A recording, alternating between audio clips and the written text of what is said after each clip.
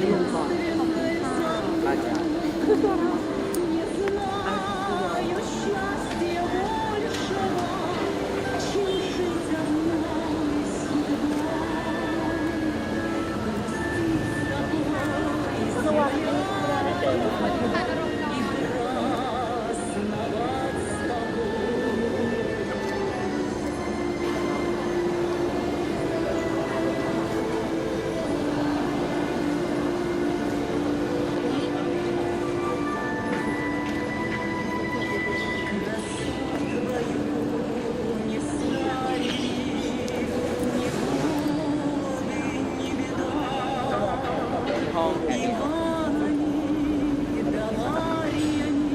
ไม่ไปตามดัง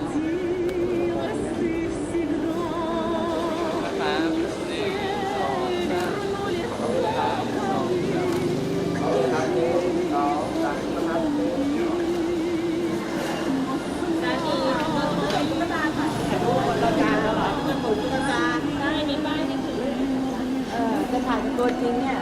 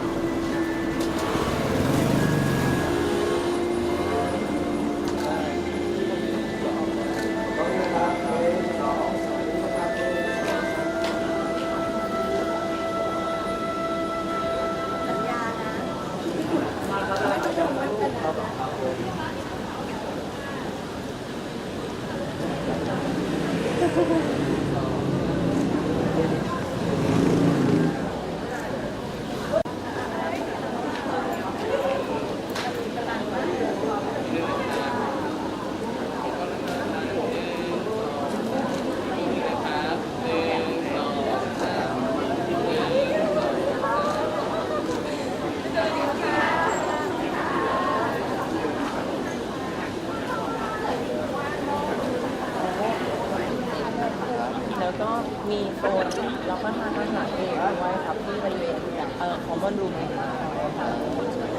อันนี้เป็นขอดที่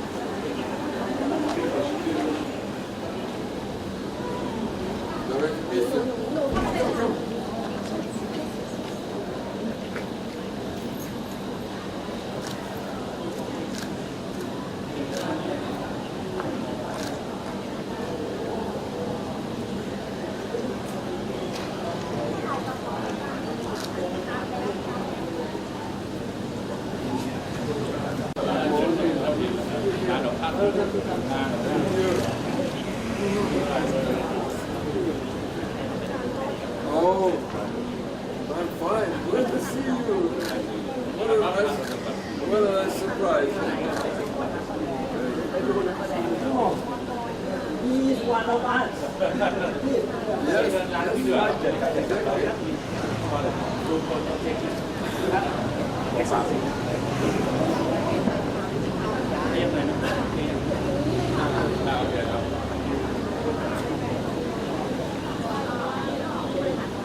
Is Smile, please. 1, 2, 3. Okay, one more, please. 1, 2, 3. Good.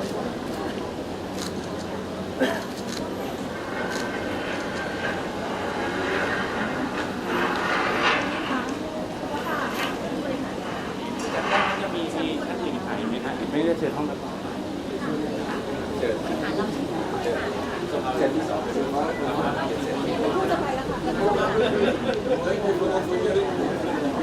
นะครับเชิญ Your English is perfect. So, we'll not let it go. Hello, good to see you.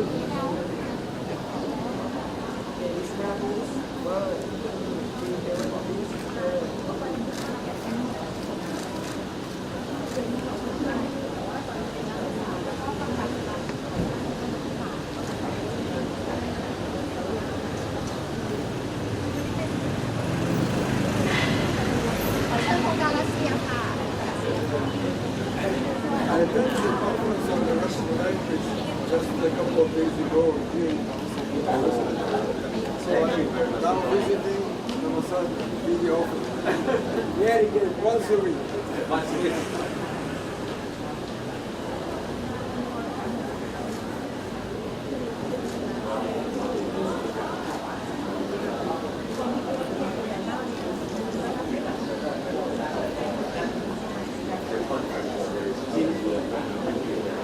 Well, I'm very happy that they chose the Mossad University as the venue. This is the right place.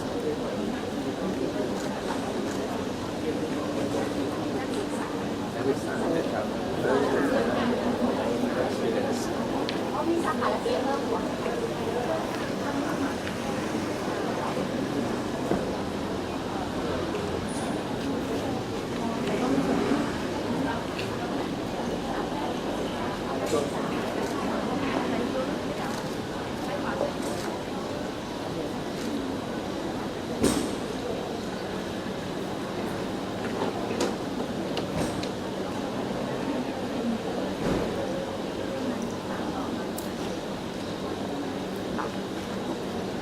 Smile.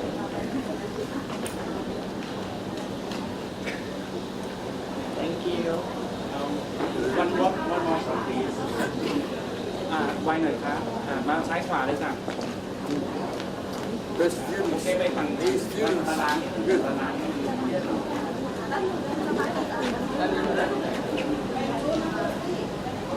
ี่รู้โอ้ที่เป็นโค้ง The central squad. They go over here.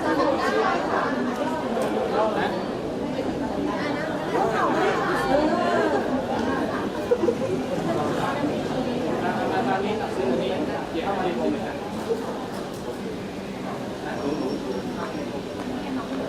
เก็บกระโปรงที่เรียบร้อยนะครับ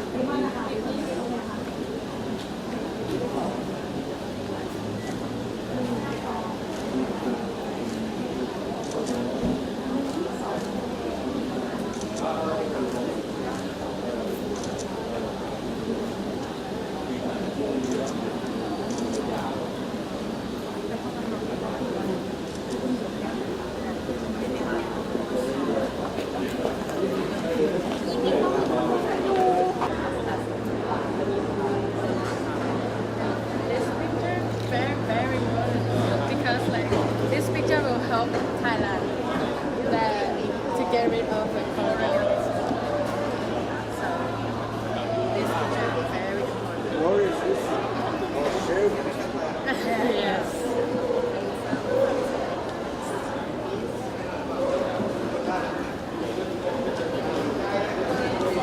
Across the country. Oscar and the Secretary also visited here. And Crimea.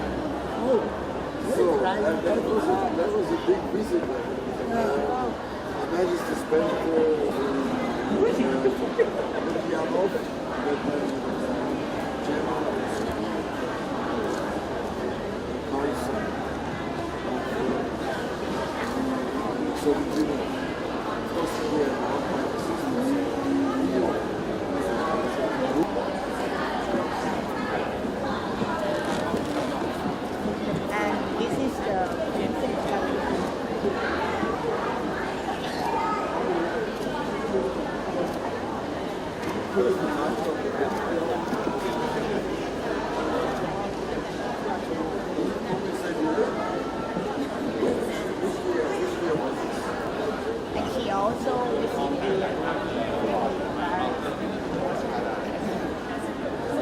you know the answer to this question? Is it cold in Siberia? very cold. It's cold. Not at all.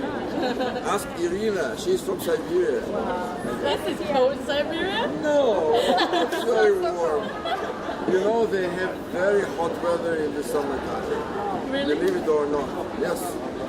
So the difference in temperature is really big. In summer it may be 30 degrees centigrade above zero. In winter, excuse me, minus 30. So 60 degrees difference. So that's a real challenge.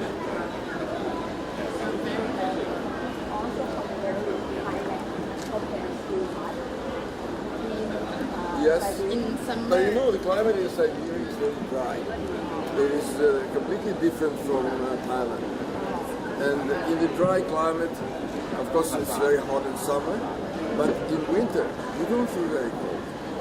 Actually, of course it is, yes, crispy air, it's biting your skin, it's a kind of a different environment, but you don't feel like, oh, I'm cold, I'm dying. No, no, it's a very pleasant kind of, because of dryness.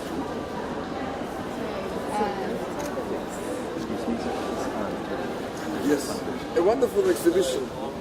Thank you very much. I'd love to see it.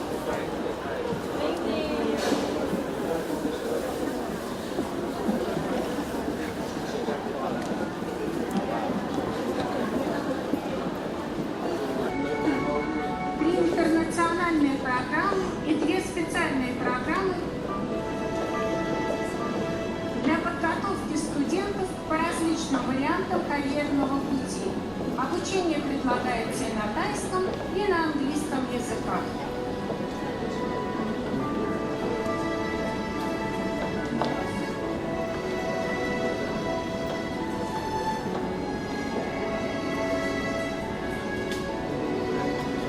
Постоянно увеличивать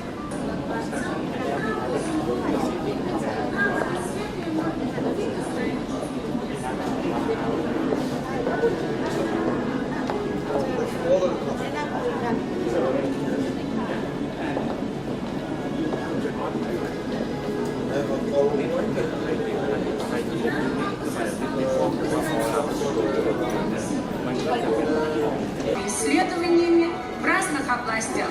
И сейчас предлагают 256 программ в научных сферах социальных, гуманитарных, естественных, технических и медицинских. Спортивные комплексы и эксклюзивные мероприятия.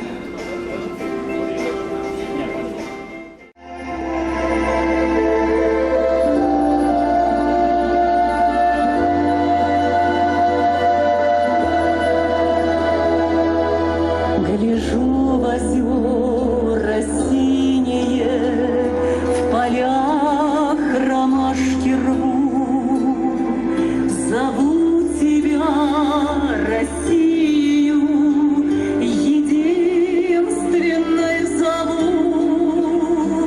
Спроси, переспроси меня, милее нет земли. Меня здесь русским именем когда-то нарекли. Гляжу в озера синие, в полях ромашки рву, зову тебя, Россию,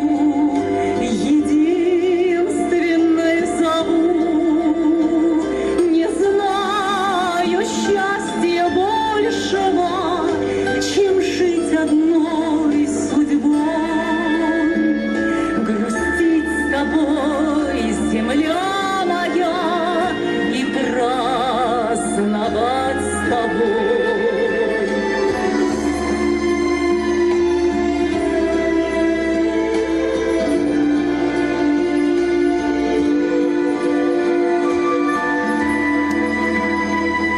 Красу твою не старили ни годы, ни беда. Иванами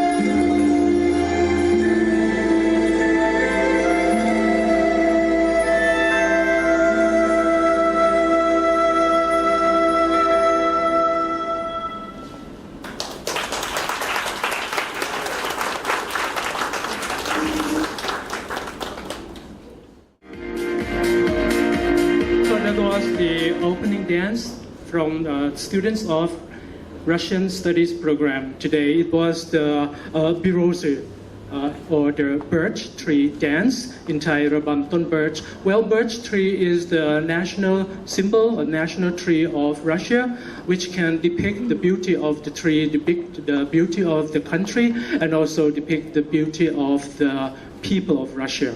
Good morning, ladies and gentlemen, and distinguished guests. Welcome to our celebration of the 120th anniversary of the relationship between Thailand and Russia, organized by the Russian Studies Program, Faculty of Liberal Arts, Thammasat University, and the Russian Embassy in Bangkok. Our main program today is the special talk entitled Modern Russia, Modern Thai, presented by two most distinguished guests who are with us today. The first is the President of Thammasat University Council, Professor Noranit ศรษฐบ and our Russian ambassador to Thailand, His Excellency Kirill Barsky. First of all, I'd like to ask the President of Thammasat University Council, Professor Noranit ศรษฐบ, to the podium to give the opening remarks.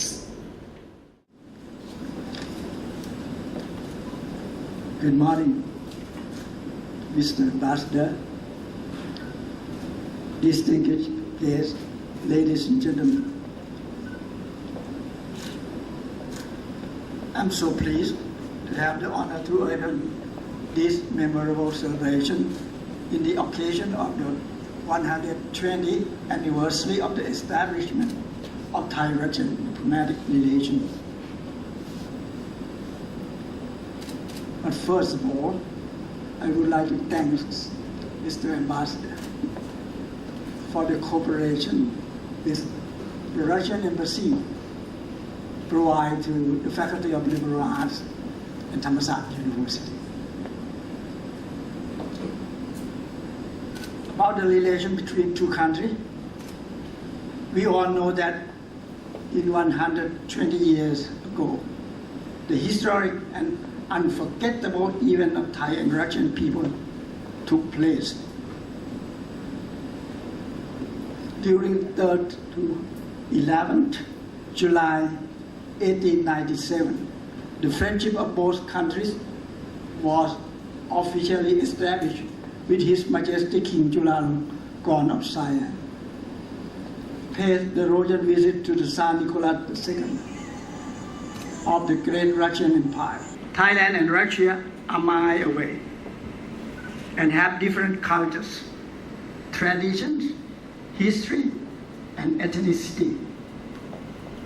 Such differences only made us closer and stronger as friends by the European colonization and to maintain political sovereignty.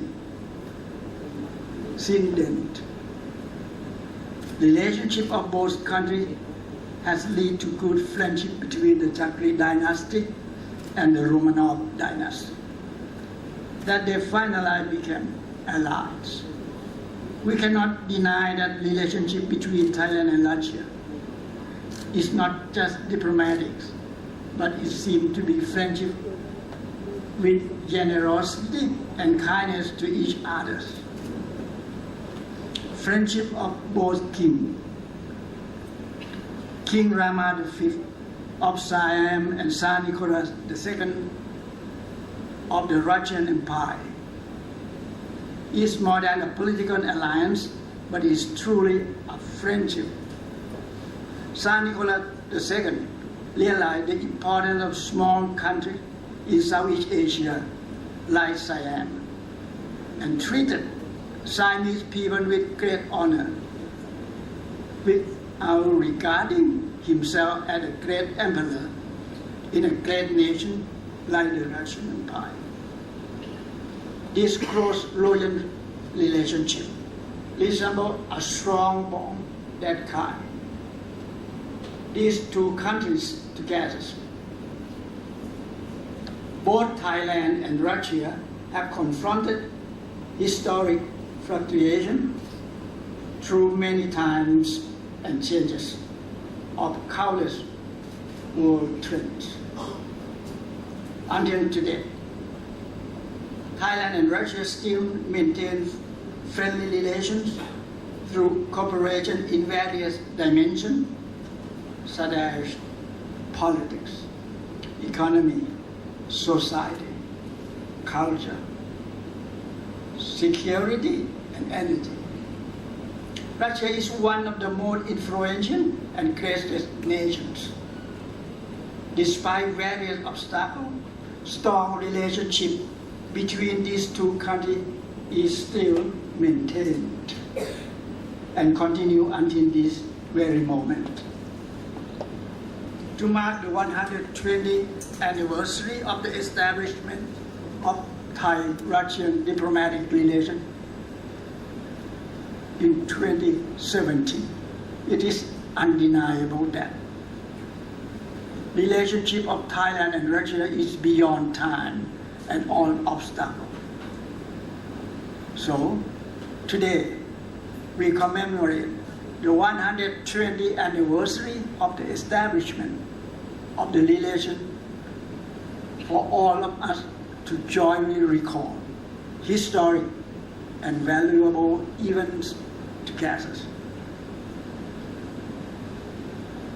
Ladies and gentlemen, now without further ado, I would like to officially open the event in the occasion of the 120 years anniversary of the establishment of Thai-Russian diplomatic relations, and I wish the event a greater success.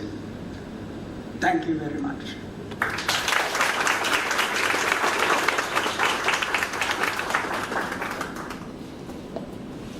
Thank you very much, Professor Norit Stetwood. And next, I would like to ask the Russian ambassador to Thailand, His Excellency Kirill Barsky, to give congratulatory remarks.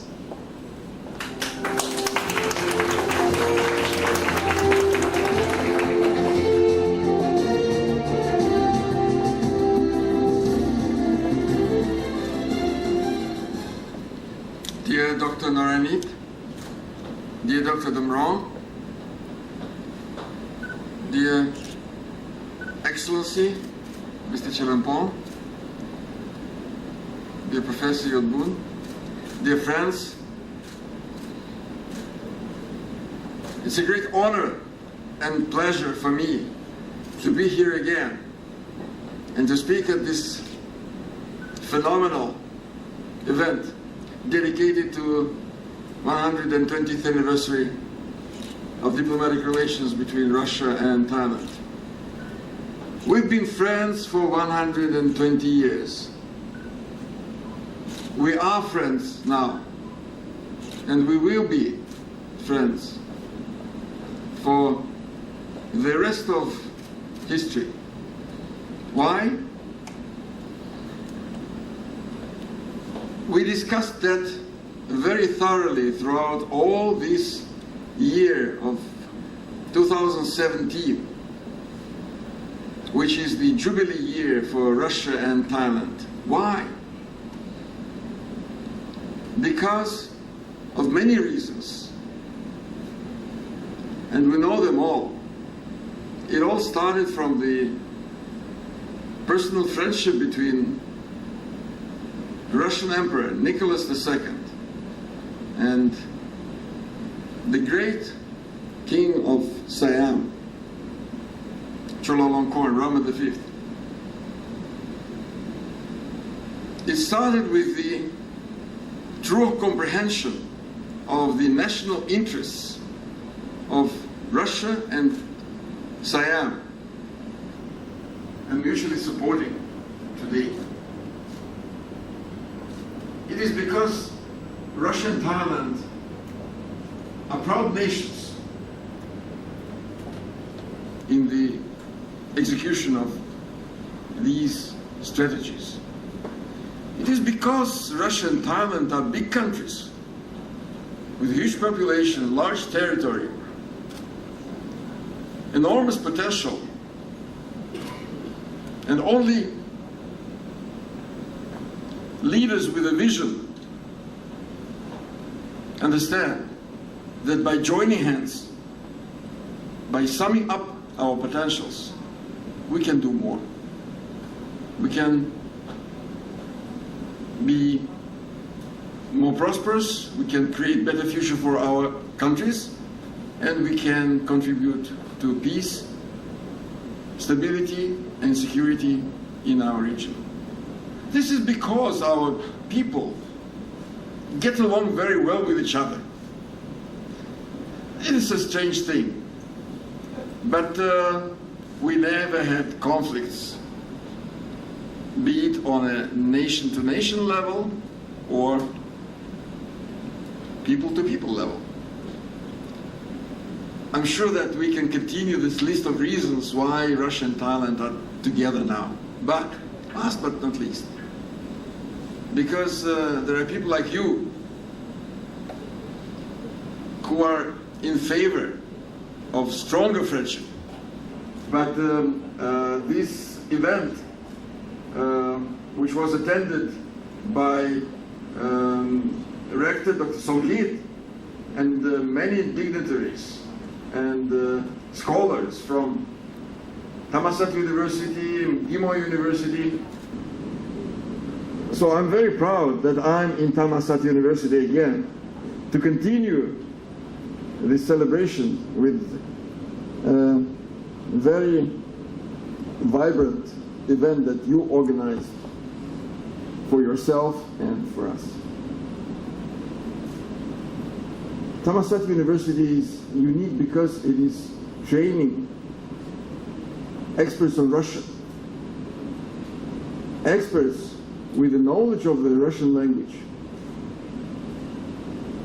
It may be a regular thing, training specialists in another country, another culture, teaching them politics, economics, language. But if we look at this from another angle, from another perspective, we will realize that we are training the next generation of people who will be the power base of Russian-Thai relations in the future. So, things that you are doing here in Thammasat University is not just teaching. It is not just educating students, bring them to a new life. It is, I would call it making history. You are making history. We are making history together. I'm sure that you will agree with me that especially for the last several years, many things have changed. And many things are changing for the better. We're changing the world. We're changing the environment for Thailand and Russia. We're changing the region. We're changing ourselves. Not only you, my dear students, are becoming better specialists on Russia, about Russia. In this way, we're creating a new world, a new community of friends of Russia. And let me assure you that in my country, and people who are excited about learning more about Thailand, let me wish you good luck. And with my colleagues from the embassy, we prepared a little presentation. I don't know if you will be interested in everything I'm going to tell, but if you allow me, I will be not only delivering a lecture, but also asking you questions. Are you ready for that? Anyway, I would like to extend my sincere thanks for the top management of Thammasat University and the Faculty of Liberal Arts and the Russian Study Program for organizing this event and for inviting us again to celebrate 120th anniversary of our diplomatic relations together. Thank you very much. Thank you very much, Your Excellency. And here comes our main program today, which is a special talk in the form of a panel discussion entitled Modern Russia and Modern Thailand by Professor ศรษฐบand His Excellency Kirill Barsky. But first of all, let me give you brief introductions about both speakers. His Excellency Kirill Barsky, he is an expert in Chinese history. He has written a number of articles and books about history, culture, domestic and foreign policies of China, including issues about the stability of Asian Pacific region, history of Russian diplomacy, and he also published some books of poems and tales of himself. And he's also talented in English and Chinese languages. He used to be a Chinese language interpreter for the Russian President Vladimir Putin during his visit to China. And for our President of the University Council, Professor ศรษฐบ, he used to hold the position of Thammasat University's rector and many positions for the government. He was among the first experts in Soviet and Russian studies in Thailand. His uncountable work on Russian studies are still valued until now. Okay, ladies and gentlemen, please welcome our board speakers, Professor ศรษฐบand His Excellency Kirill Barsky. About the relation between the two countries in detail, I may tell us about the modern Russia. So, please start. Thank you very much. A great opportunity to tell you a little bit about my country. I see so many familiar faces in this room, so I think many elements of my presentation would be redundant. But at the same time, it is my firm belief that it will be not bad to remind you and to remind ourselves about modern Russia and its relations with modern Thailand. But to start talking on this topic, let me show you my plan of presentation. It may sound very ambitious, but at the same time, these are basic things that we need to bear in mind when we are speaking about modern Russia and its relations with the outside world, with the Asia-Pacific region, with ASEAN countries, and with Thailand. Let me start with telling you a little bit about our state, our political system, our economy, and then coming to the issue of the foreign policy of Russia and Russia-ASEAN and Russia-Thailand relations. Let us not forget that Russia is a democratic country. Why I'm emphasizing this? Because articles that you read in mass media and reports of CNN and BBC will can probably shape a distorted picture of Russia as an authoritarian state suppressing freedom and human rights. Well, of course, as the ambassador of the Russian Federation, I have to tell you that this is not true. And it is not so difficult to realize that. Just open the constitution of the Russian Federation, which was adopted in 1993.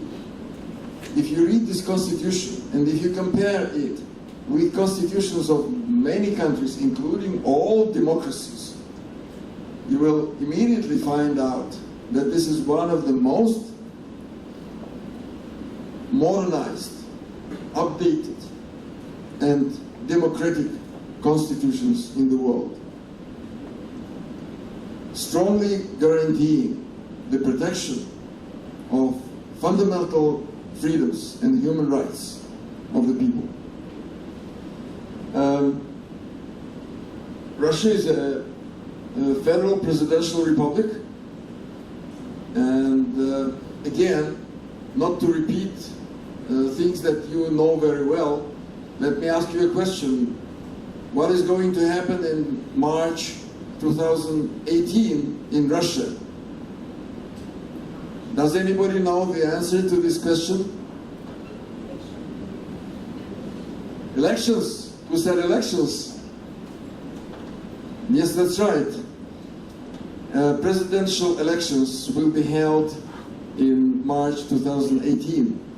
And what is the term of a president of Russia?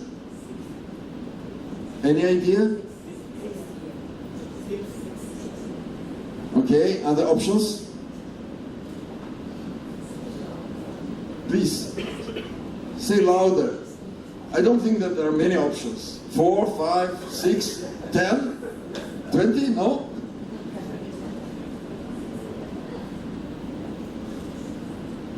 All right, 6 years, that's right.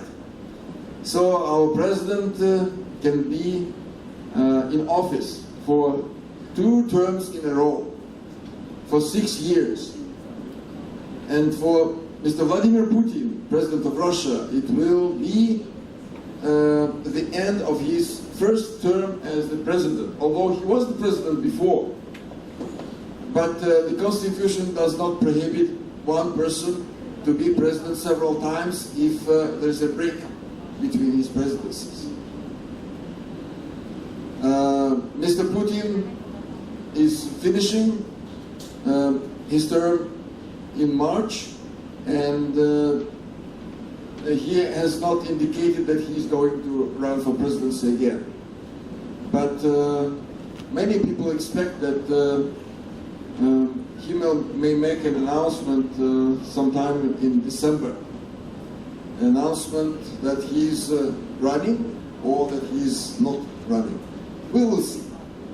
But it is important to say that the executive power in Russia is split between president and prime minister, but president is the dominant figure. And we have a checks and balances systems like in other democracies. And the system works. Our parliament is representing the legislature, and we of course have judicial power, which is in the hands of the Supreme Court and the constitutional courts, and they are independent. Another important knowledge, just recently we received the Chief Justice of the Supreme Court of the Russian Federation, Mr. Vyacheslav Lebedev, and he explained to his Thai counterparts in details that our courts are completely independent, and nobody, even the president, has a say on the nomination of judges, on the recall of judges, and has no power to interfere into the court process. Let us go on and see the chart. President, Supreme Court,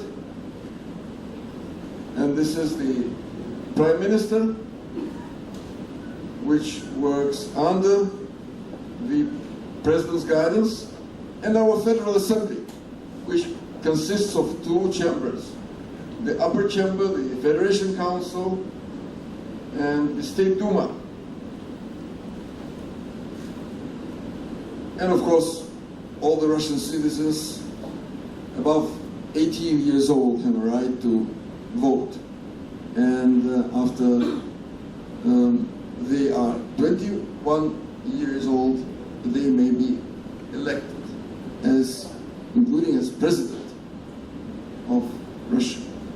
So let's go on. I think that you know this gentleman. He's Mr. Vladimir Putin, President of Russia. Our President is the head of state and the guarantor of the Constitution and of the protection and promotion of human rights, fundamental freedoms. And he is also in charge of pursuing the foreign policy of Russia. Russia is a vast country. Russia is a complex country. So the fact that we have a presidential republic is not accidental. Imagine how you can pull a big country like Russia together if you don't have a strong central power. So this was the natural development, historic development of my country, that we came to a system where the president is at the center of the Russian state. And of course, president is the commander-in-chief of the armed forces of Russia. So he's the one who is ready to press the button if something bad happens, but I'm sure that nothing bad will happen while Russia is strong and able to defend itself. Let's move on. I'm sure that many of you have been to this place, and if not, I would encourage you to go and visit Kremlin, Red Square, and make a memorable photo with the Spasskaya Tower as the background. The first president of Russia after the dissolution of the Soviet Union was Mr. Boris Yeltsin, who was in office from 91 to 99. Then Vladimir Putin was elected as president, and in 2008, then the Prime Minister of Russia, Mr. Dmitry Medvedev, was proposed by Mr. Vladimir Putin as the candidate to the presidency, and the people of Russia supported this choice. Mr. Medvedev was president of Russia from 2008 to 2012, and after Mr. Vladimir Putin was elected president again, he appointed Mr. Dmitry Medvedev as prime minister. Some people in the West believe that this is a managed democracy or controlled democracy. Well, after all, the choice is in the hands of the people. And if the people do not like Putin, they would never elect him. But if you check the popularity rating, the opinion polls in Russia, you will discover a very strange thing. After so many years in office, Mr. Vladimir Putin's popularity is only going up.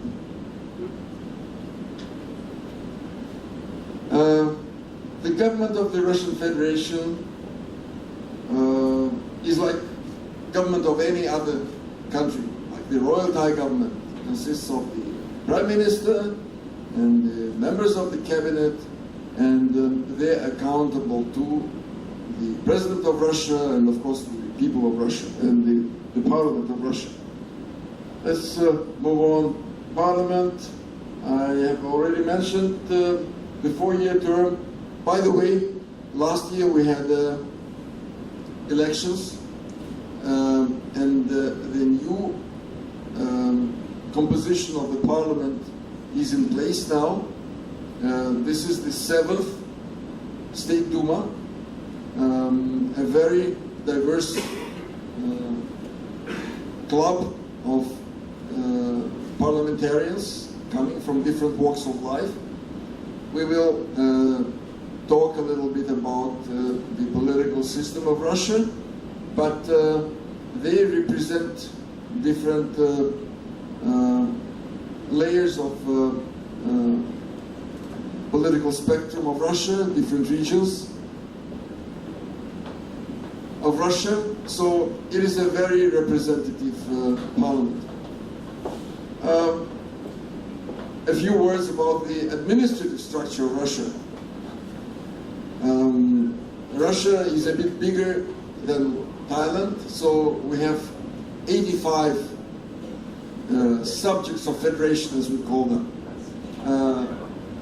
They are equal to provinces of Thailand. These provinces have different status. Some of them are republics with a president. Some of them are oblast or regions. Some of them are autonomous regions, but this composition is a result of the historic development of Russia. And a couple of years ago, there were two more subjects of the Federation who joined Russia, Crimea and the city of Sevastopol. Again, let me remind you that unlike the efforts to demonize Russia by the Western mass media, and despite the attempts to show the fact that Crimea and Sevastopol joined the Russian Federation as the act of annexation, act of aggression, look at the historic records. There was a referendum in Crimea, and the overwhelming majority of the people said, we want to go back to Russia. What can you say about this?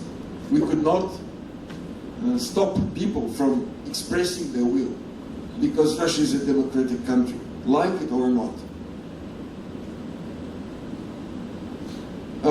Political system of Russia is so diverse that sometimes people don't even know the names of the political parties, because there's so many of them.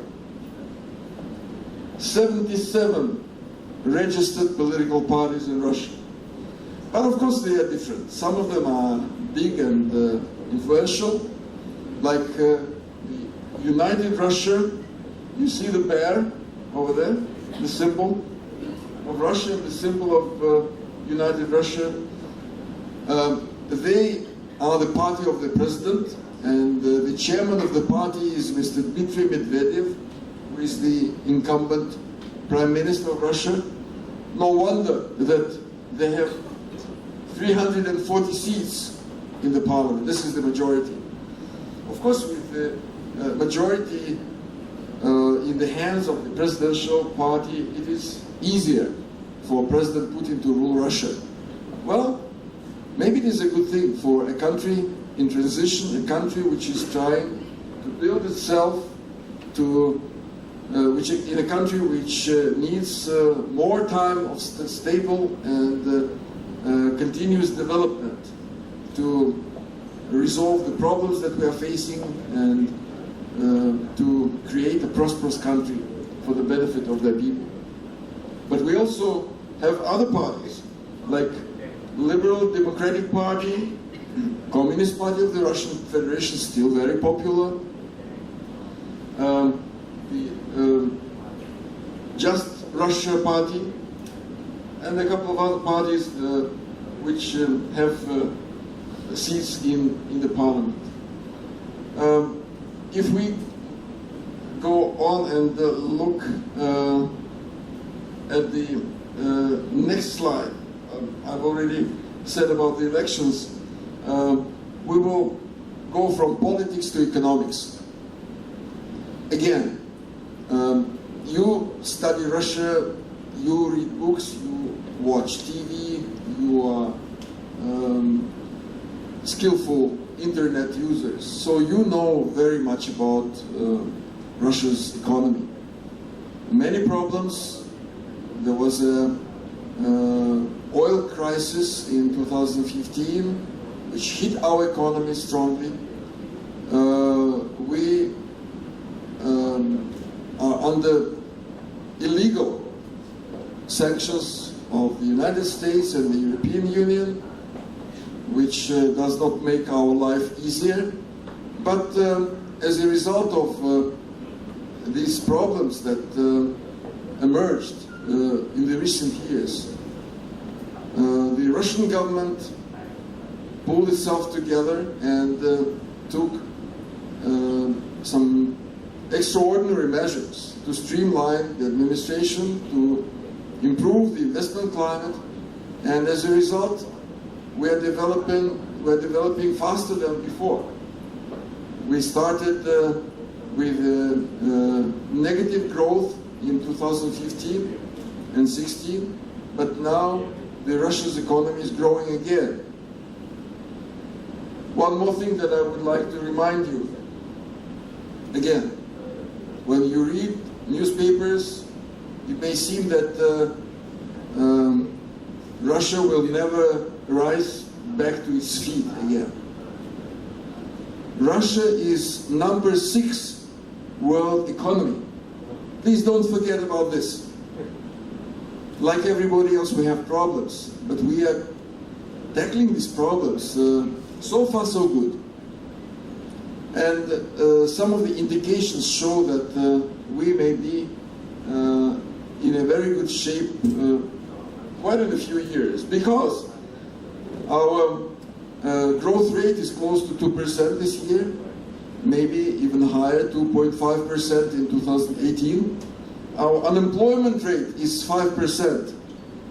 Only Thailand can boast such a low unemployment rate. Now we're learning from your example, and our unemployment is very low, which is good. Our inflation rate is very low. And if you look at other indices, you will find out that Russia is developing itself in a very fast pace now. Let me skip the slide about natural resources of Russia. You know that we have some important stuff in our pockets, and we are ready to share our oil, our gas, and our technological potential with other countries. Russia is probably one of the few countries in the world who can afford a truly independent foreign policy. Our foreign policy is peaceful, and we are regarding ourselves as one of the guarantors of the international peace and security, for a simple reason. Like the United States of America, Russia possesses a large amount of nuclear weapons, and we do not want this world to finish its history. This is why we attach great importance to the control of the arms race, and we are ready to make new agreements with the United States, with other nuclear powers, to ensure strategic stability. Russia is a founding father of the United Nations, a permanent member of the UN Security Council. Of course, we have allies. We are not alone in this world. Our closest allies are our neighbors. Belarus, we have a union state with the Belarus, at the same time remaining independent countries. We have a security alliance which is called Collective Security Treaty Organization. Russia, Kazakhstan, Belarus, Armenia, Kyrgyzstan, and Tajikistan. Russia is a member of G20. Russia is a member of BRICS, Brazil, Russia, India, China, and South Africa, which is a very promising, emerging club of like-minded countries. I'm very happy that the Prime Minister of Thailand was invited to the BRICS summit in China last September, and And I'm sure that BRICS would be ready to reach out to the leaders of the various world regions, including to Thailand. And in the future, we will have many ways of strengthening our collaboration between BRICS and Thailand. Russia has diplomatic relations with the overwhelming majority of the world nations, 189 now. We have 144 diplomatic missions in Moscow. What is interesting about Russia's posture in the world, that Russia is a great space power. We were pioneers in space. We were cooperating with the United States and many other countries in the peaceful exploration and the use of the cosmic space. And we are ready to join hands with Thailand. I've been discussing this on a very serious note with the members of the cabinet in charge of science and technology, and with the top management of GISTA in charge of space exploration. General Prayut, Prime Minister of Thailand, while in Russia in 2016, expressed his interest in working with Russia in the field of outer space. Well, maybe in a couple of years' time we will see the first Thai astronaut launched by a Russian rocket to the space. Why not? Russia is a nuclear power, not only in terms of the nuclear weapons, but we are among the leaders in using the nuclear energy for the peaceful purposes. Russia is generating about 20% of its energy on nuclear power stations, and we are building nuclear power stations all over the world. We are the champions in the number of the nuclear power stations that we have already constructed and that we are building for other countries. So if at one point Thailand is in need of a cheap energy, we are here to help. We can build a nuclear power plant for you. And this is very safe, believe me. This is the 5th generation technology, and nothing like what happened in Fukushima will ever happen in any country of the world where Russia is building its power plants, nuclear power plants. And of course, one of the key challenges and threats to the international peace and security is terrorism. And Russia is at the forefront of combating international terrorism. You follow the international news, so you know what is happening in Syria. After so many years of the fierce fight against the so-called Islamic State, we seem to be achieving a victory over the terrorists.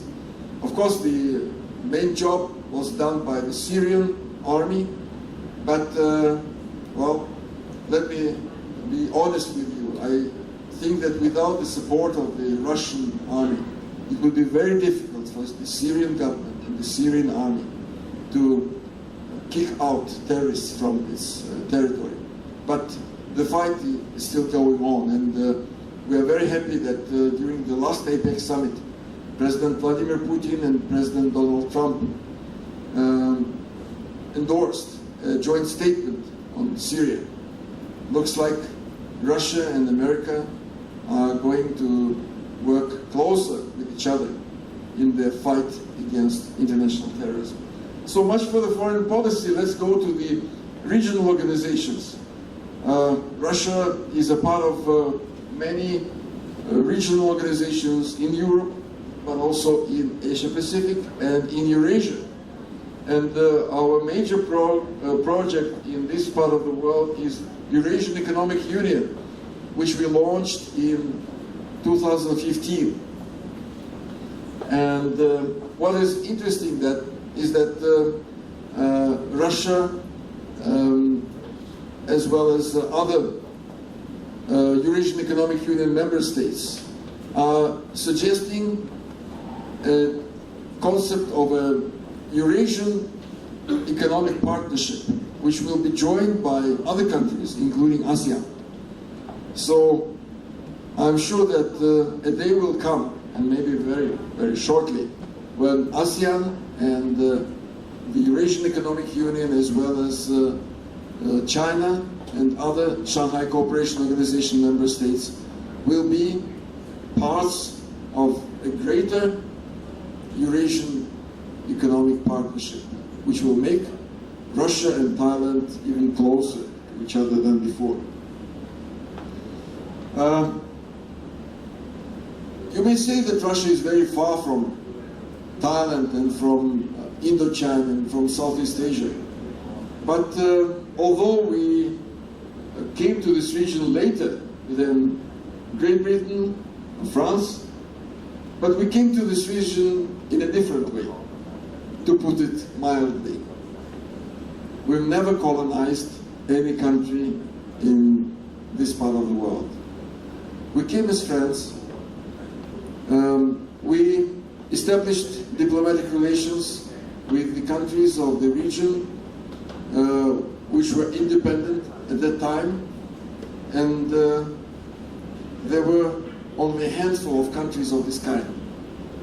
And you know the name of the country, the Kingdom of Siam, the only independent country in Southeast Asia, which of course became the first nation in the region who established diplomatic relations with Russia, as Dr. Norani told us today, in July 1897, 120 years ago. We're very proud of that.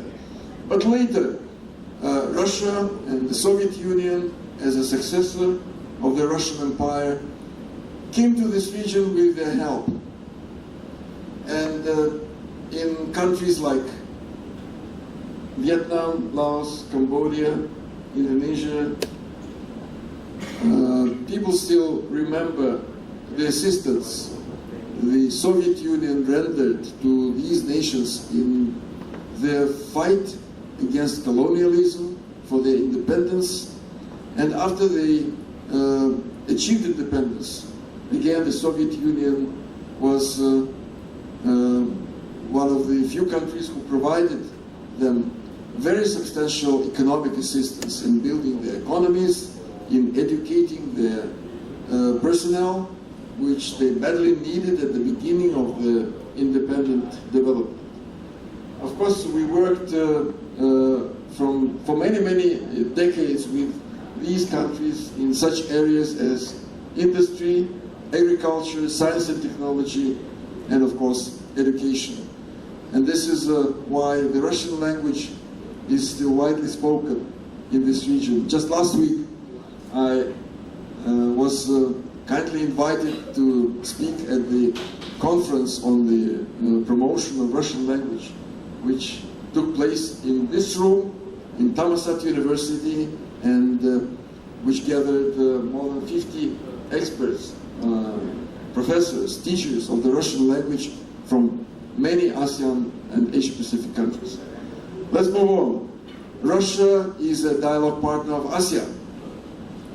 We forged our relationship with ASEAN in 1996, and last year we commemorated the 20th anniversary of our dialogue partnership. We've come a long way, and we established quite many mechanisms to promote our cooperation. Everything was climaxed during the Russia-ASEAN Summit in May 2016, which was attended by all ASEAN leaders, including General Prayut Chan-o-cha, Prime Minister of Thailand. The leaders signed Sochi Declaration and the Comprehensive Plan of Action. We are aiming at establishing strategic partnership between Russia and ASEAN in the future. But we need to do much more than we're doing today. let me say a few words about the areas where Russia and ASEAN are working closely with each other. Of course, on regional security. ASEAN is at the center of the security cooperation in the region, and Russia recognizes this remarkable role of ASEAN.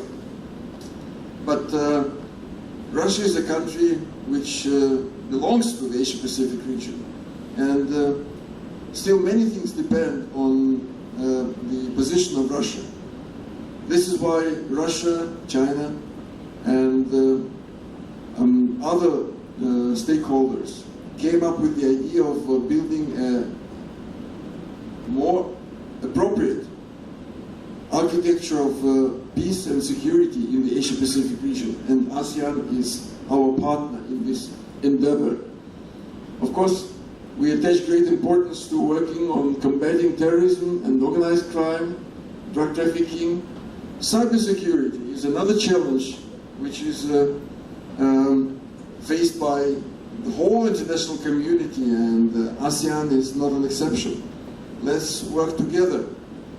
Russia has a couple of interesting solutions in cybersecurity. I'm not sure that Russian hackers, as they are portrayed in the Western mass media, are plotting against other countries. But what Russians really have is their brains and their technological excellence. I'm very glad that this year I received a couple of Russian business delegations who brought concrete projects of cooperation with Thailand in cybersecurity, in protecting your computer systems, your banking systems, in preventing terrorist acts, in fighting crime, in controlling airports. There's so many things that we can do together, and I was, to be honest with you, I was very surprised that after so many years of trying to find new avenues of our economic cooperation, investment cooperation, we are now having a new area, cybersecurity. I think together with telecommunications, science, technology, innovations, that may be a very promising area of Russia, Thailand, and cooperation, and Russia-ASEAN cooperation as well. Of course, we are working on trade and investment, energy, agriculture, disaster relief, medicine and biosecurity, and human resources development and dedication, of course. Tourism is another area, but let me talk about tourism in relation with Thailand, because Thailand is the largest partner of Russia in terms of tourism. If we go back, if we move ahead with my presentation, we're coming to the most exciting part of it. Russian-Thai relations, which have 120 years of development. You are very familiar with these pictures. Before coming to this room, I was shown a phenomenal exhibition with even better photographs prepared by students and professors of the Faculty of Liberal Arts. I thank you very much for this fantastic exhibition. To be brief on that, because you know much more than me about the history of our relations, let me say that we should be grateful to this gentleman, Mr. Alexander Olarovsky, the first Russian consul general and then the envoy of the Russian Empire in the Kingdom of Siam. He served here until 1907, and he did a great job in strengthening relations between Russia and Siam. I have also a very glorious history of visits of the members of the royal family to the Soviet Union and then to the Russian Federation. It all started with the visit of then the Crown Prince,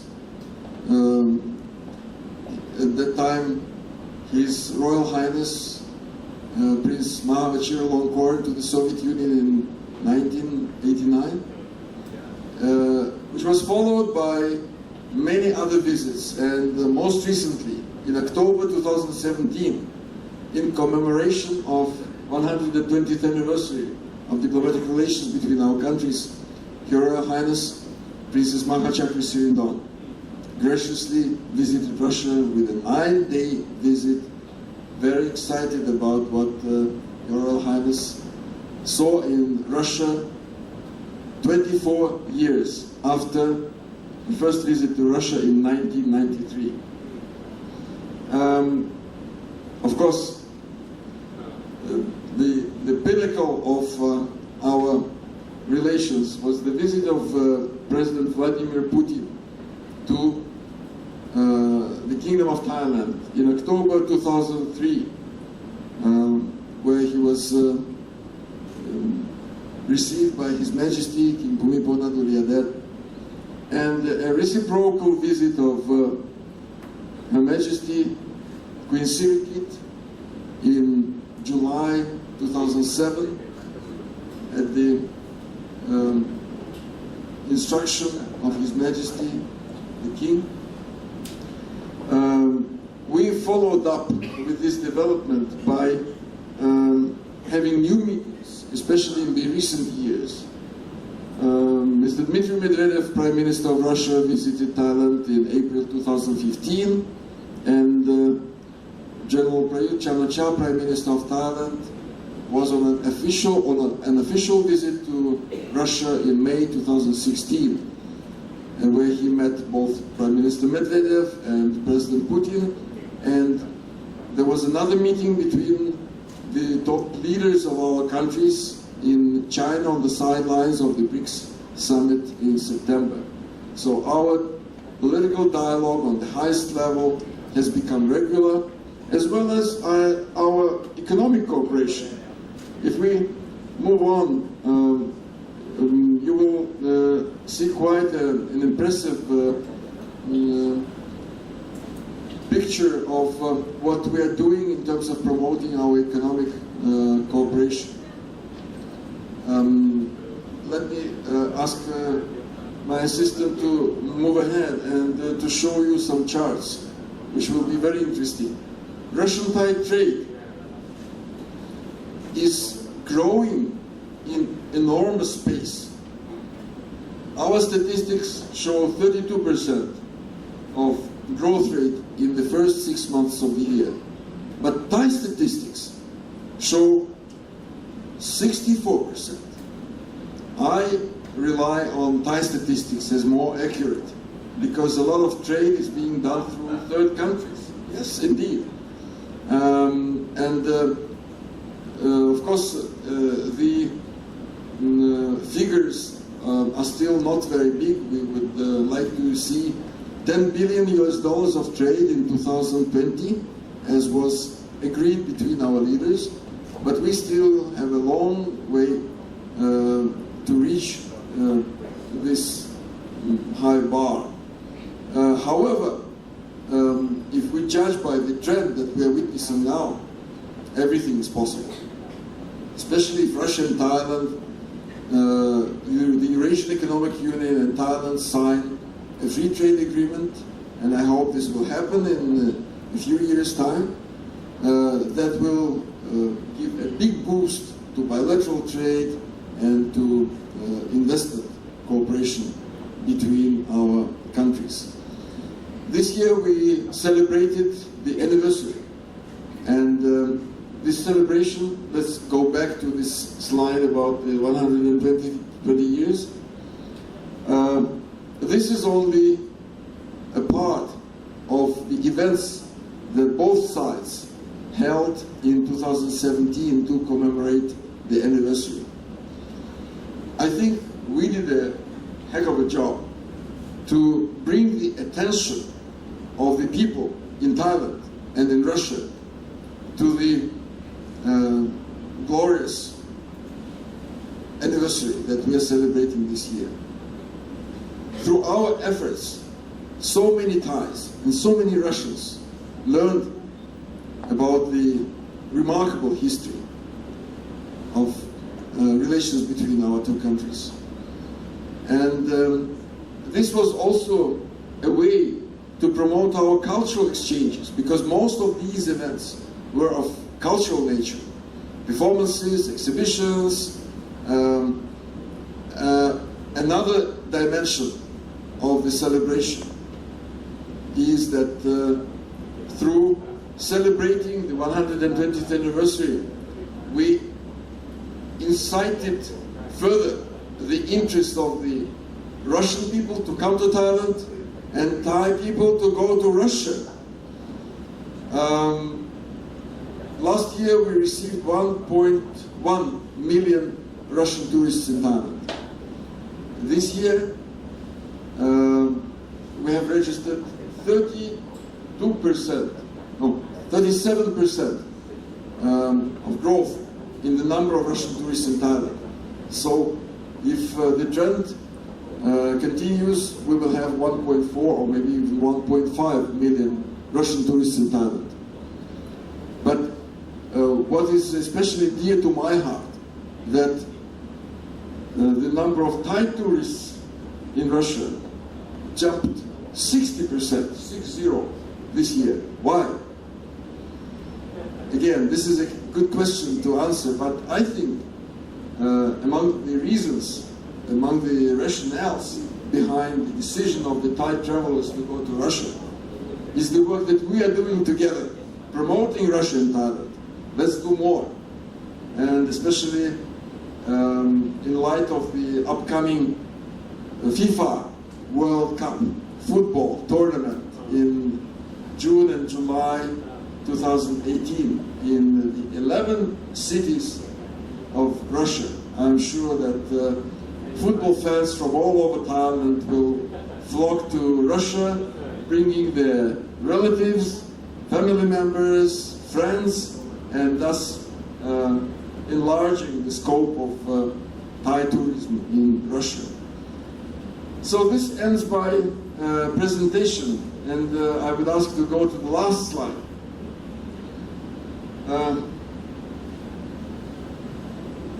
Russia and Thailand are emerging as close partners.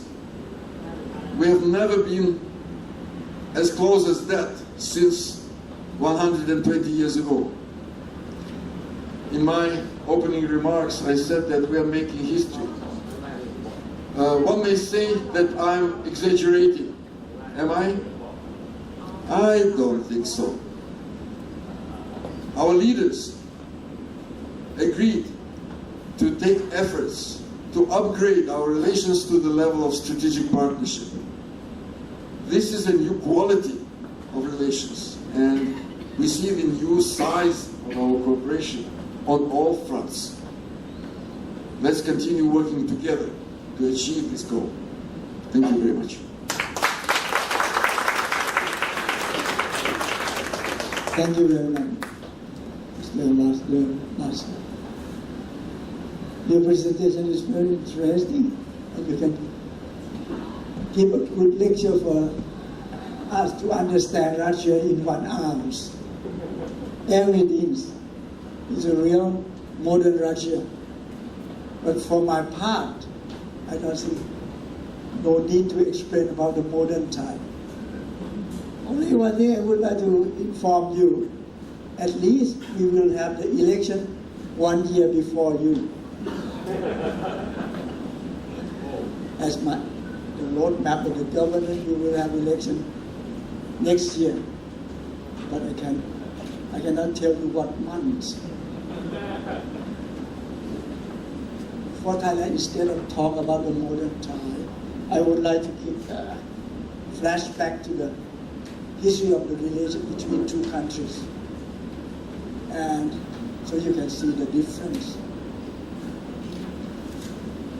The relation between two countries, Russia and Thai, is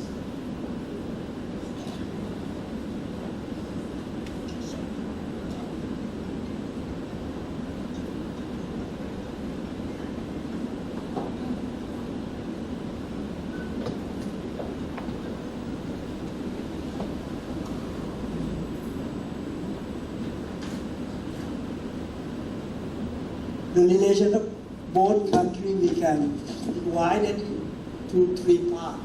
Why have to flash back to the relation of both countries so you can see the differences. Part one, we start, as you said,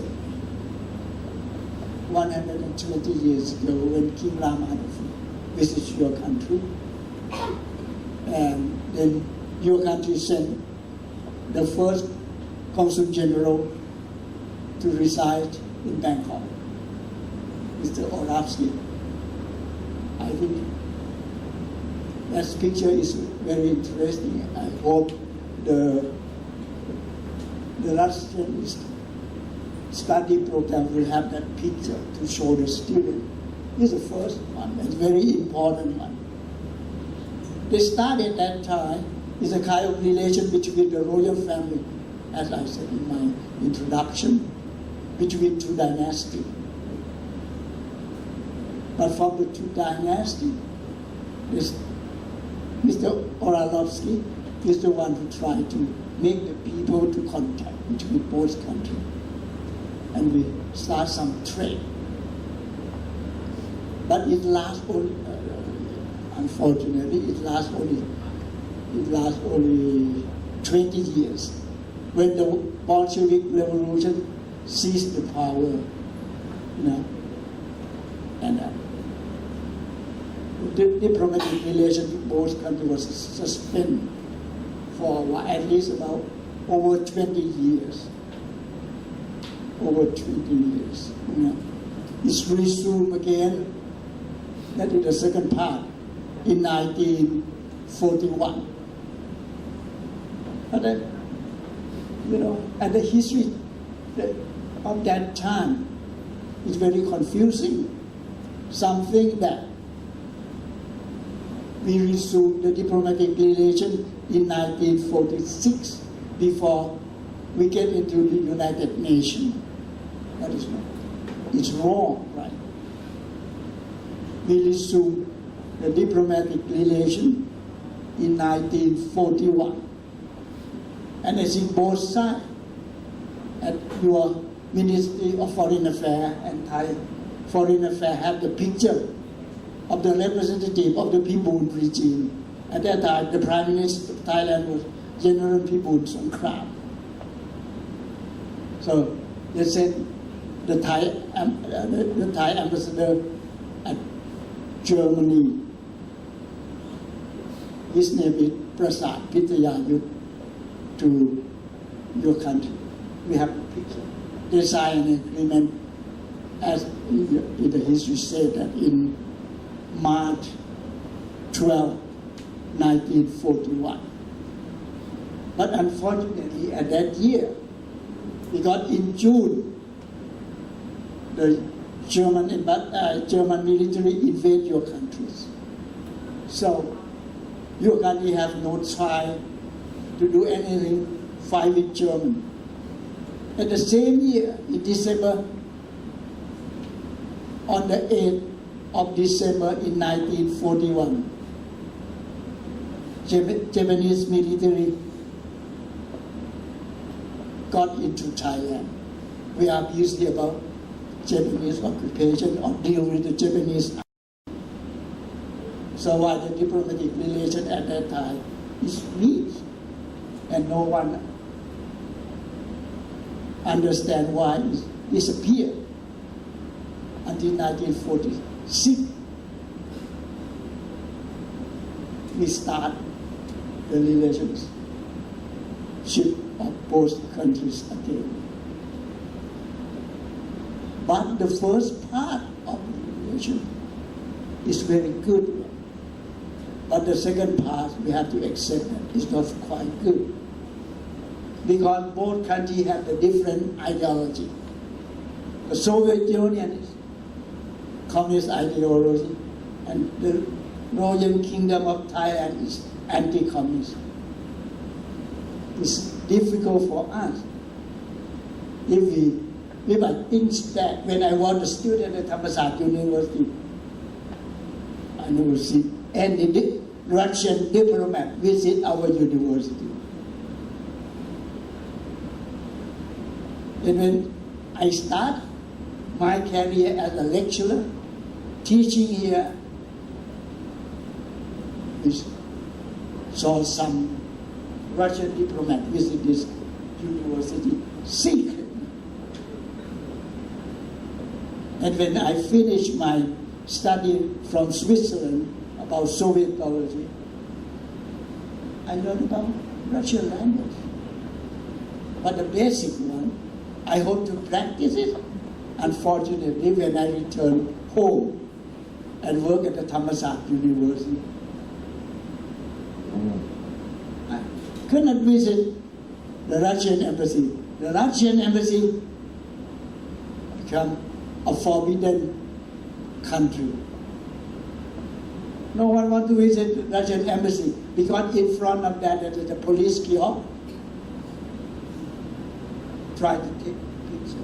You want to visit your country, your embassy, you know. Because of the conflict of ideology. The relation is going on, but not so good. But anyway, as you said in your presentation, Thailand is the first country, right? The Russian or the Soviet Union started diplomatic relations and supported use Bangkok in the center to expand the idea of the relationship with the country in this area. And then we can expand to Vietnam, to Laos, to Cambodia.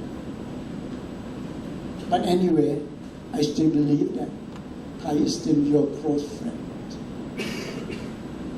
Until 1991, after 50 years of not so good relation, and now we have a good relation.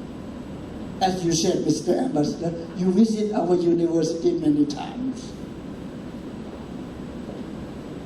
At Thammasat University, in comparison, we are the first or maybe the only one who have the Russian study program. And I would like to inform you that, I think you know that maybe the Thammasat graduate, and he also graduated from your country. And the Thai government anti the Russian government. But now he become the ambassador. He's a high-ranking official. Before that, it's impossible. But now there are many who work at the Ministry of Foreign Affairs, graduates from your country. And now we have many Thai people who can speak Russian fluently. Paruski, all the time.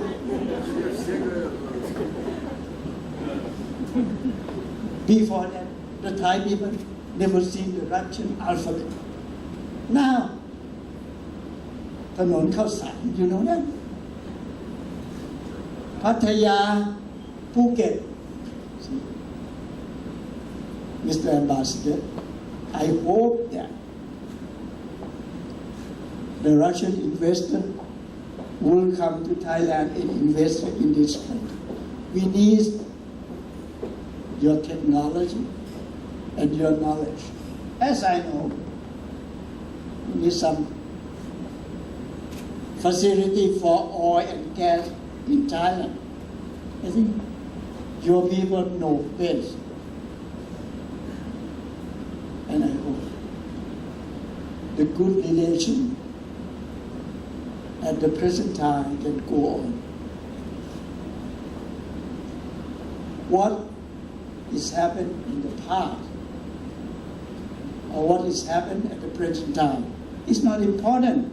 What about the future? And we hope that the relation between your country and my country and go on.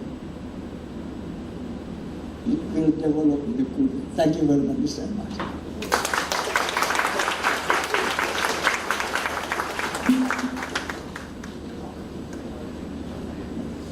Thank you very much, both honorary speakers, for the wonderful and interesting talk and presentations, also discussions.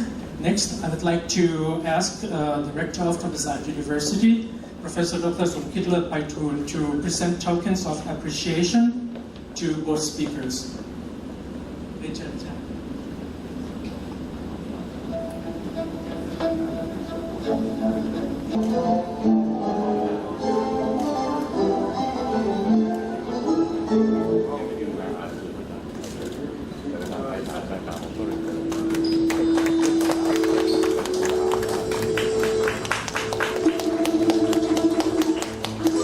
To Professor Naranit Ethebut, President of Thai University Council.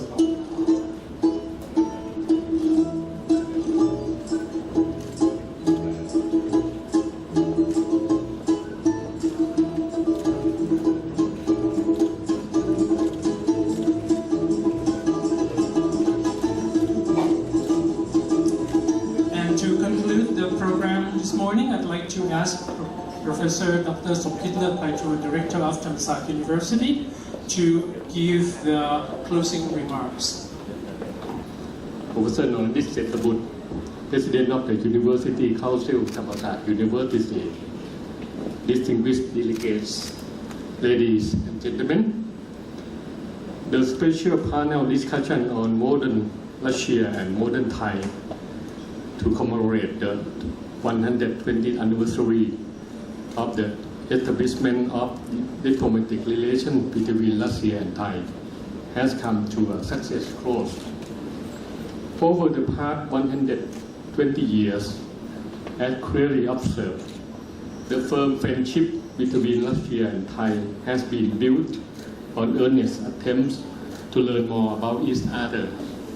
To attain this, each of our nation has adapted itself in many aspects. Thailand and Russia have encountered numerous obstacles, and yet we have managed to keep our relationship strong by establishing cooperation. Press my deepest gratitude and appreciation to Your Excellency Kirill Basky, Ambassador of the Russian Federation to the Kingdom of Thailand, and President of the University Council, Professor Naranit Ethebut, for your time and for granting us such valuable knowledge on this occasion. I also would like to give a special thanks to the organizing team for their hard work to make this special event successful. As we part of the way, I wish your happiness and success in all of your endeavors. I hereby adjourn the special discussion with the hope that the 120-year-old relationship between Russia and Thai will continue to grow strongly and everlastingly. Thank you very much. Thank you very much, Professor Dr. Somkitla Paitun, Rector of Thai University. And last but not least, we are proud to present to you the last program, which is going to be the song about Volga River, which is the most important river of Russia, by students of Russian Studies program. Please enjoy the song.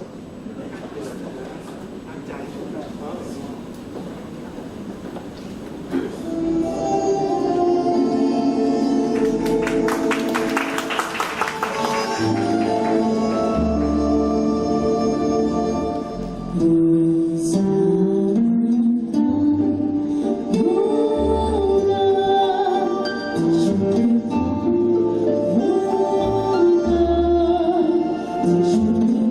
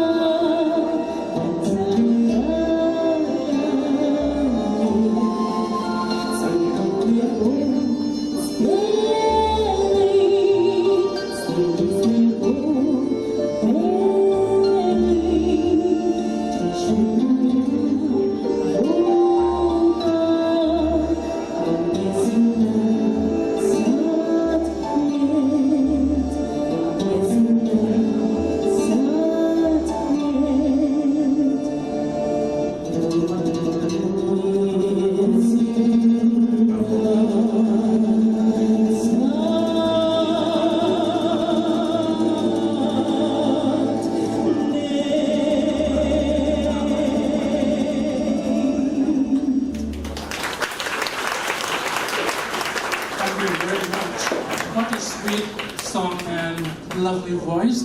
And I believe that most of you were imagining how Volga River would be like. And most of you might be glancing to your right to Chao River. And you can compare Volga and Chao together. So these two rivers are blending together, are connecting with each other to be the strong relationship between the two countries, Russia and Thailand. So that's the end of our morning session, and in the courtyard, on the ground floor, we are proud to present an exhibition of the history of 120-year-long relationship between our two countries, Thailand and Russia. I'd like to invite everyone to visit the exhibition. We also have booths of Russian food prepared by students of Russian Studies program, and as a very, very special occasion, our Russian ambassador, he is going to demonstrate Russian food cooking himself as well, right? Okay, well, we are not going to miss it, all right?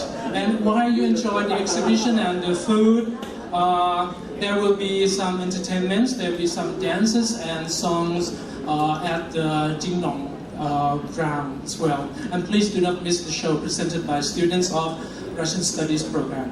Thank you very much everyone for joining us today, and I hope you enjoy the special talk and the presentations, the shows, the dance, the song, and please go downstairs together to enjoy the food and the exhibition. Thank you very much.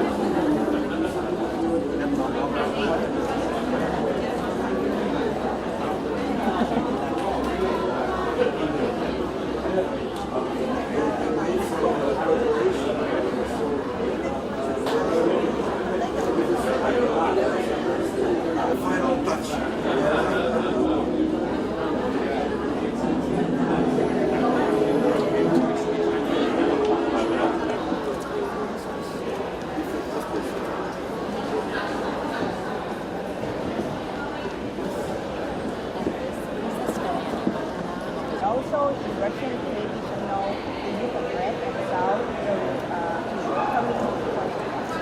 Yes. They were dancing for her.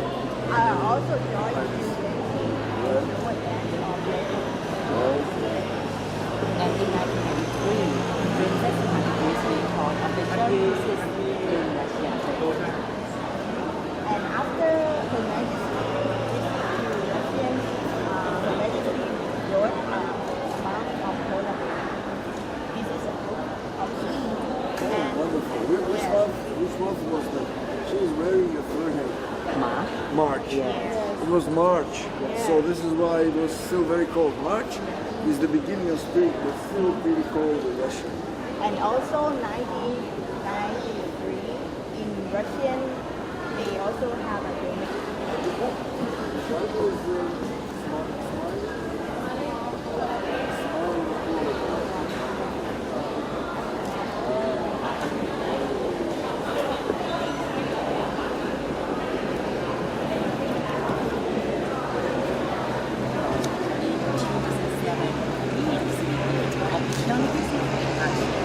which occasion 100 years anniversary in Russia and Thailand.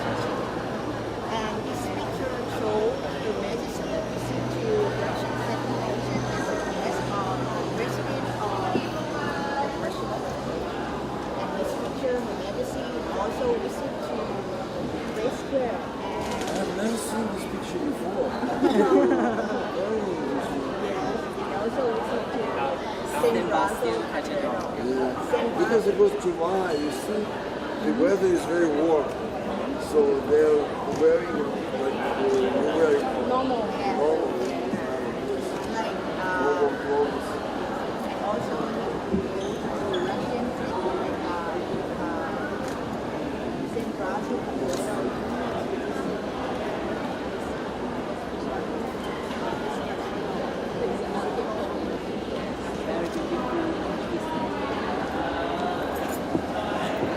Very interesting.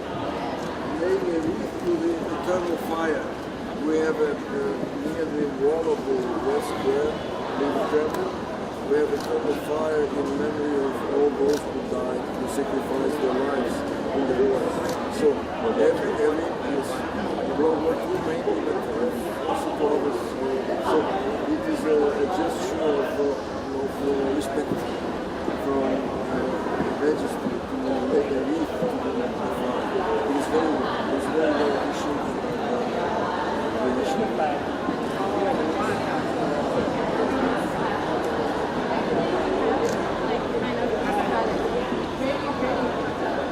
Historical with Thai Russian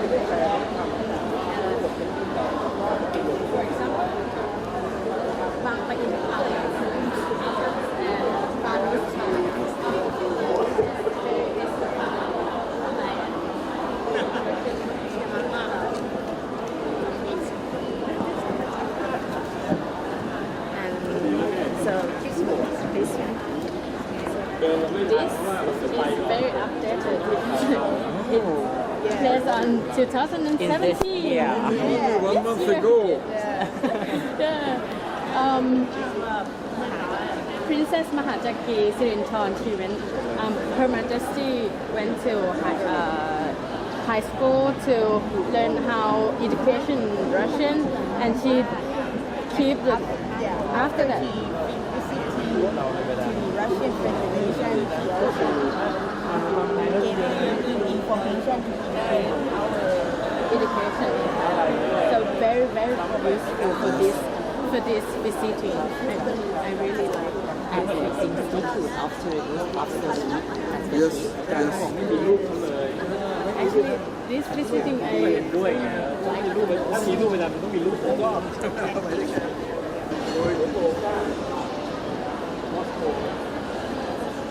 Majesty went to high school.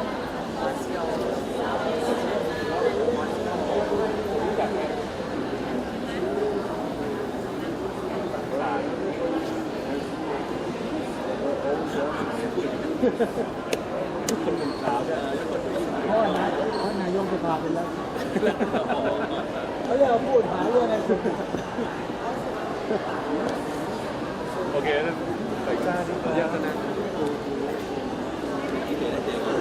เล่มรักปีนี้เน้นเฉพาะรัก You can excel in any of these areas. I just study about Yes.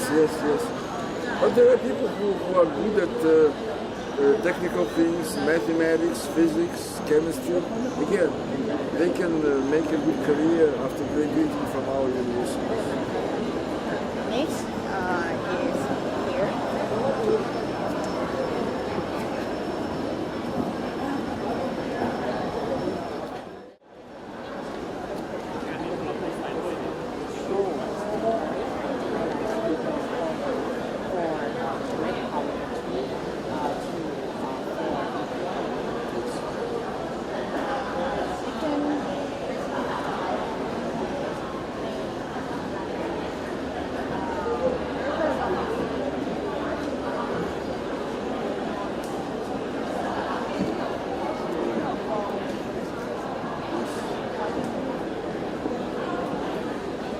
That was a very important landmark in our history. In 1979, after the Vietnam War and after a fairly completely new setting, Soviet Union and involved in the conflict, it was important for our leaders to meet and to discuss the relationship with the situation.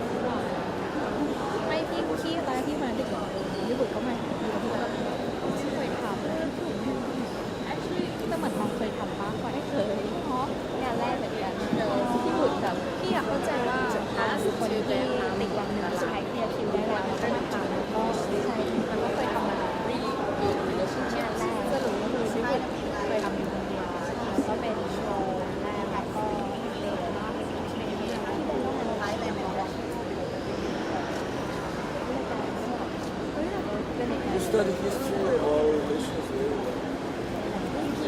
I thank you for having such a keen interest for our relations. And I cannot think hard, but I see these insertions of the names of the ships which visited Siam.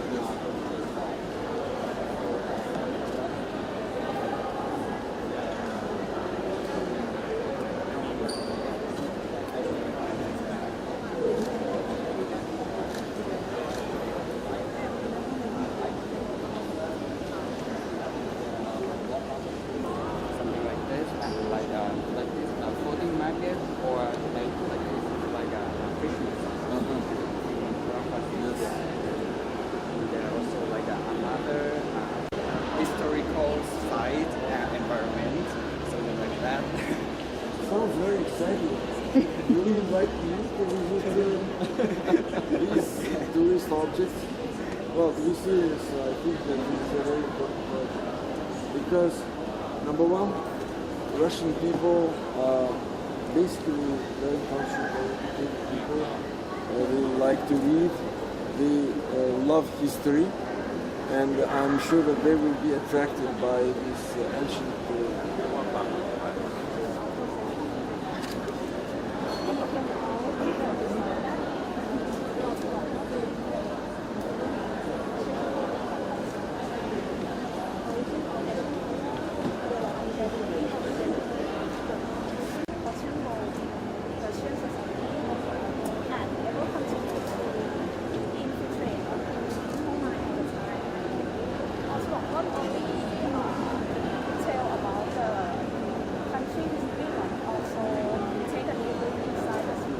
your project, because it is, I think, very interesting to follow the influence of Russian religion, as well as the belief of the Russian people in justice. There is a clear link between the two, but there is also a difference between Russian secular philosophy, mentality, and the religious feelings of the Russian people. We have both, and very often now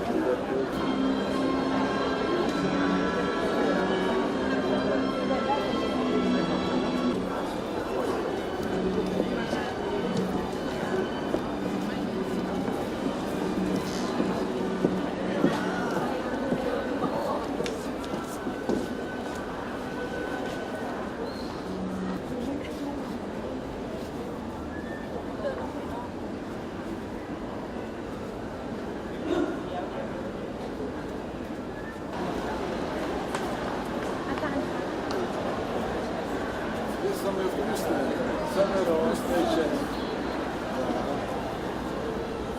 ว่าแต่คนมีเยอะกว่าเยอะนะเรื่อง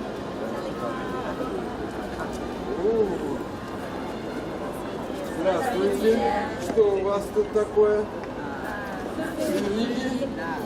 Так, а как вы их делаете? Покажите. Так. Вы тесто уже сделали, да? Где тесто? Вот тесто. Так. Это заготовки, да? Да. Маленькие сырнички. Да? А мука? Мука есть у вас, да?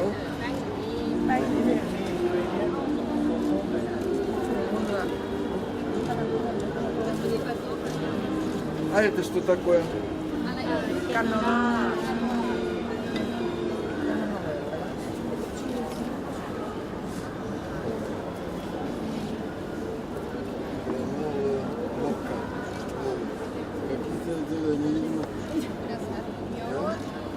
Так, варенье. Так.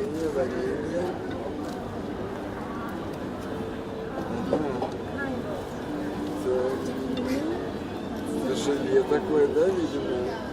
Так.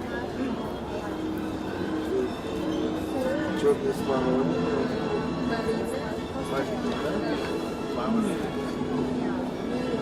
Шоколад. Да, у вас много. Сало. Когда я был маленький, бабушка всегда готовила сырники и обязательно сметану добавляла, да.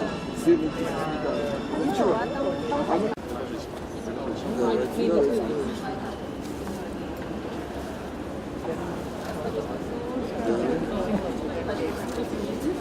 Очень хорошо.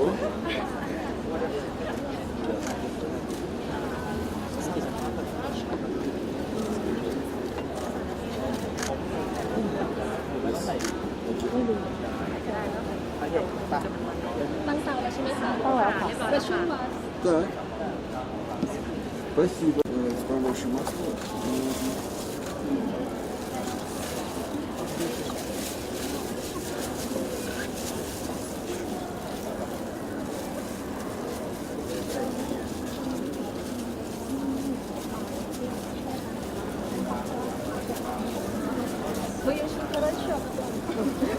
нет, вы что? Мне до вас еще далеко.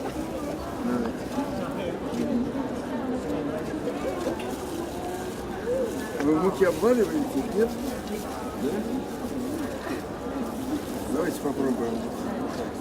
คือไอซิ่งหรอไม่ใช่แป้งหรอไม่บอก Посмотрим, какой лучше получится.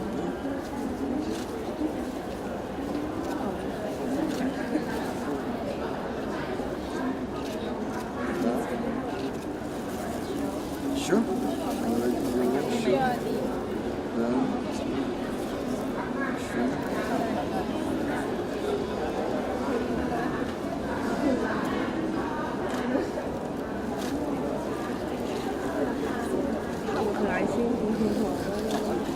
Побольше еще. Посмотрим, какой лучше получится.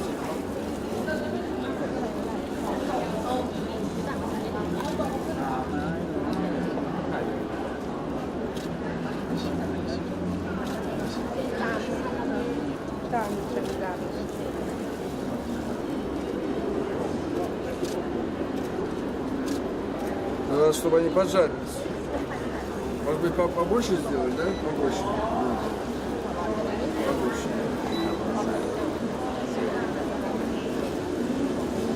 Это совсем без муки. Здесь мало муки, а здесь много муки. Посмотрим, какой получится лучше. А что это?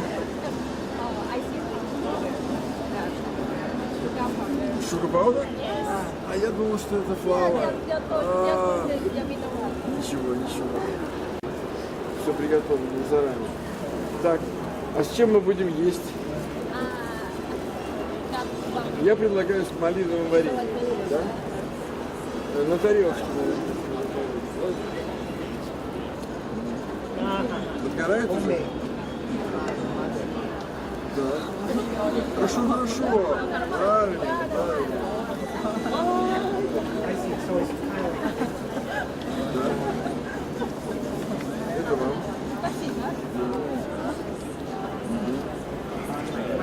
Все, замечательно. По-моему, у нас хорошо получается. Сейчас еще немножко подержим.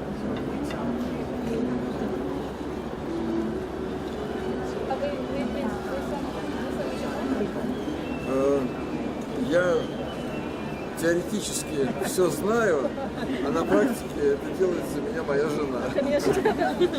Но есть одно блюдо, которое я готовлю в нашей семье.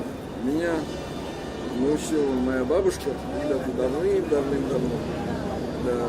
И поскольку я люблю собирать грибы, я сам собираю грибы, я сам их чищу, отвариваю и... Давайте, можно еще. Кого-то еще? С медом, например, попробовать, да? Давайте еще. Так, еще одну тарелочку. Давайте еще одну тарелочку.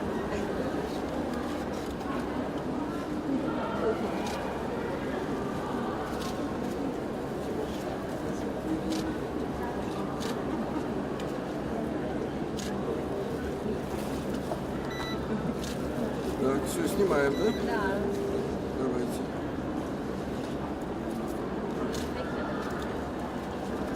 Кому? Кому дадим? Да? Пожалуйста, пожалуйста, доктор Доброн, к вам. Да. Так, еще. Хорошо. Ну, а это давайте вот с этим желем. Мне кажется, это будет еще. แพนเค้กทอดเนยทอดเป็ดชีสแพนเค้กอะค่ะ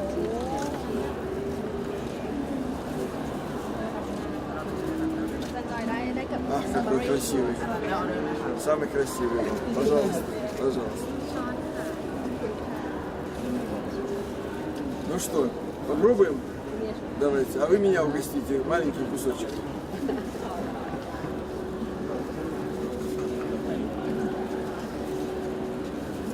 Very good.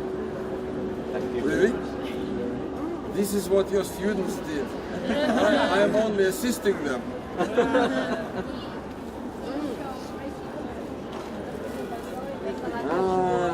Понятно, понятно.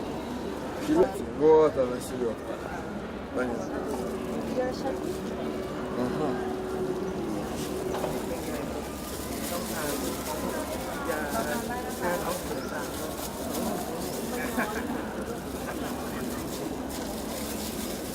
А где вы взяли рецепт?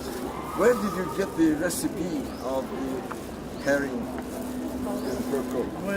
อันนี้ทำจากอะไร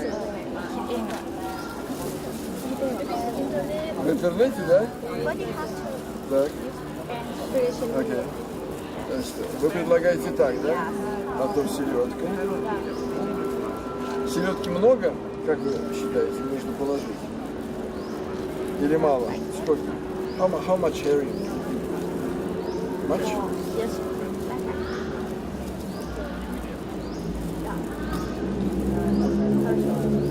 Хорошо, да?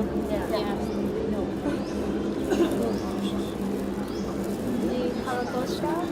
Так. Картошка.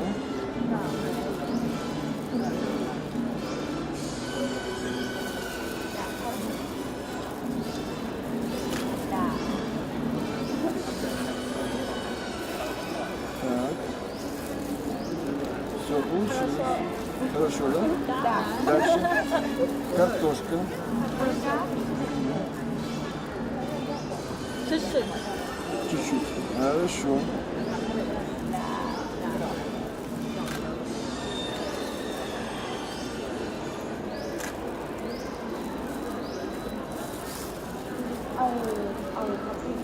И лук. Лук. Да. Правильно. Лук обязательно надо.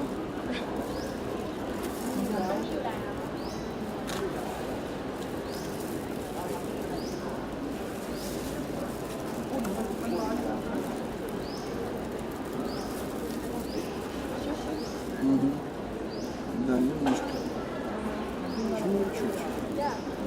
Чуть-чуть. Так. Что дальше предлагаете? Морковь. Морковь. Все ваши студенты знают, все слова. Да. Кошка, лук, морковь. Правильно. Хорошо. Дальше. Что? Майонез. Вот, мы сейчас все прилепим. Правильно. И свекла, майонез со свеклой. Давайте.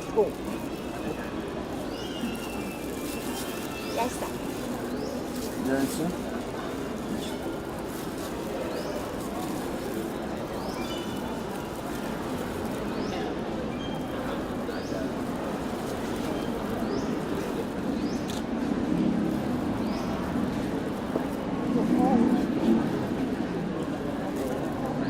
Так. И что? Все? Вот у нас получилась шуба. Шуба.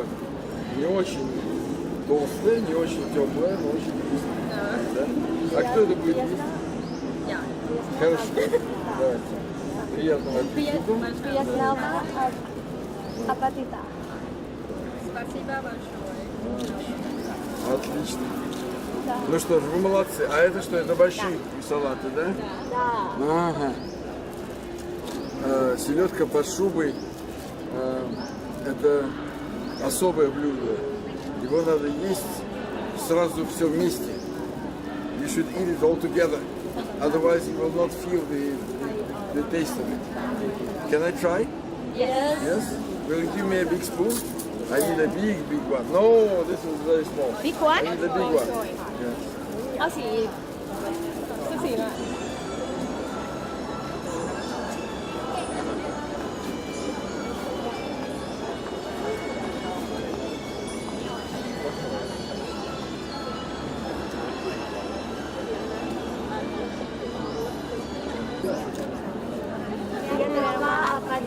Спасибо. Яйца, майонез, морковка, картошка, свекла и внизу селедка. Ага, все.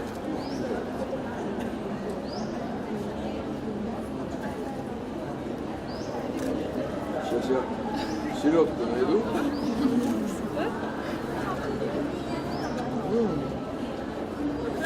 Вкусно? Спасибо. Спасибо.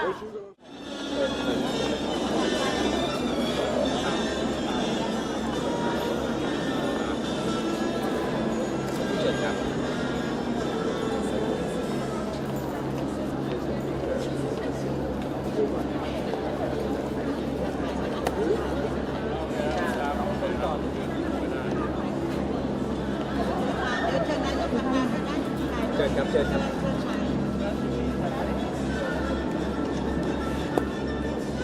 ช่วยเชิญช่วยเชิญเลยอาจจะเป็นผล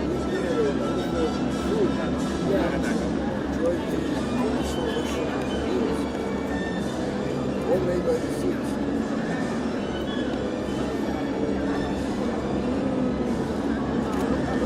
อาจารย์ต้องอยู่ฝั่งโน้นด้วยจะได้บาลานซ์อาจารย์ต้องอยู่ฝั่งโน้นด้วยจะได้บาลานซ์อาจารย์ยอดคุณไปไหนอาจารย์คุณ อาจารย์ยอดให้ยืนข้างหน้าเลยยืนข้างหน้าผมได้แล้วยืนข้างหน้าผมก็ได้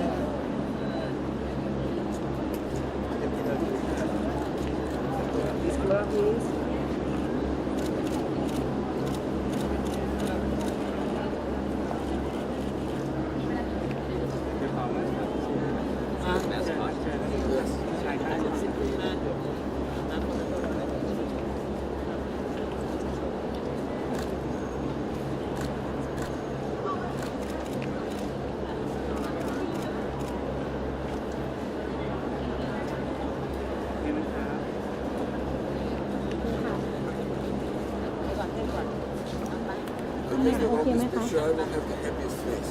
Because I already enjoyed the food.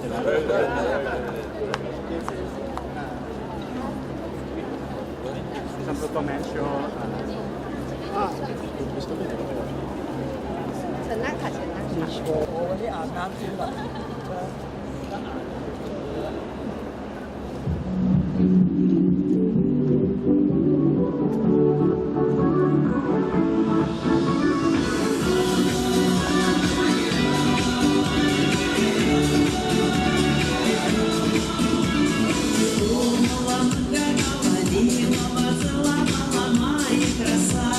Длинная коса, сколько и все, что было, полностью подарила.